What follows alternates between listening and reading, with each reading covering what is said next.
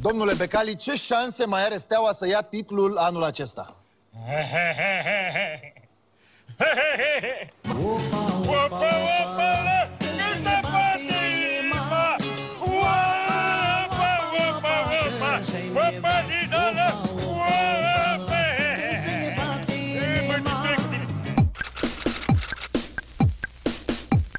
Domnule Becali, ce șanse mai are Steaua să ia titlul anul acesta?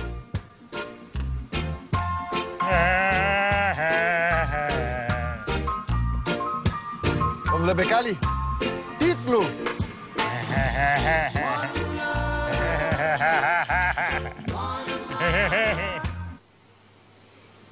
Mi-e foame.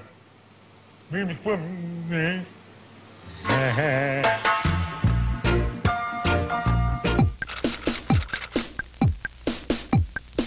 Domnule Gigi Becali, ce șanse mai are Steaua să ia titlul anul acesta? Super Gigi, cel mai Gigi, Gigi este cel perfect!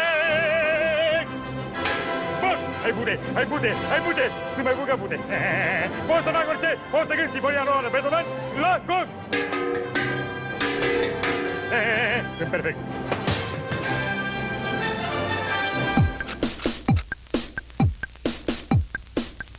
Domnule Becali, ce șanse mai are Steaua să ia titlul anul acesta?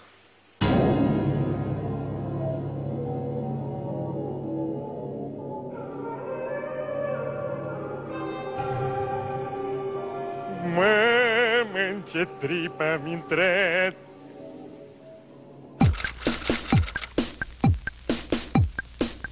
Domnule Gigi Becali, ce șanse mai are Steaua să ia titlul anul acesta?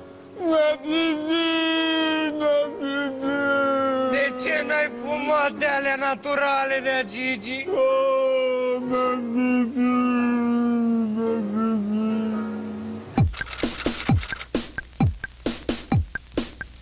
Domnule Becali, ce șanse mai are Steaua să ia titlul anul acesta? Afară din Ghincea! Becali, afară din Ghincea! Afară din Ghincea! Becali, afară din Ghincea! Becali, Becali, ei! Ei! Becali, Becali, ei! Ei!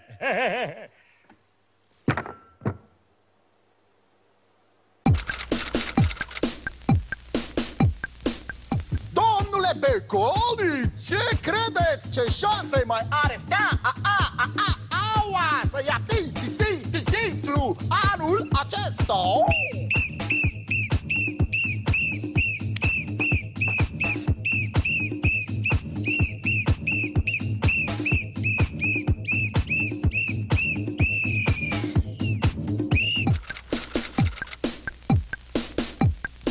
Domnule Gigi Becali, ce șanse mai are Steaua să ia titlul anul acesta?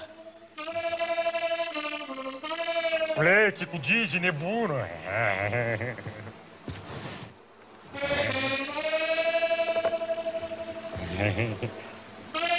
Și-ți mai pleci cu Gigi ție! Bă, câte mă știu!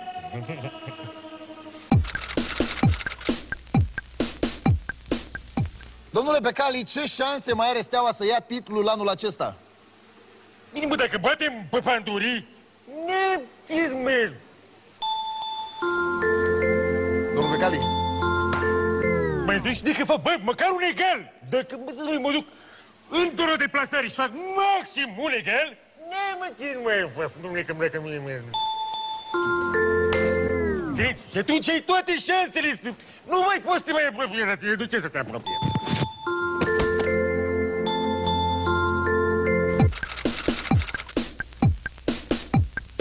Domnule Becali, ce șanse mai are Steaua să ia titlul anul acesta? Mă,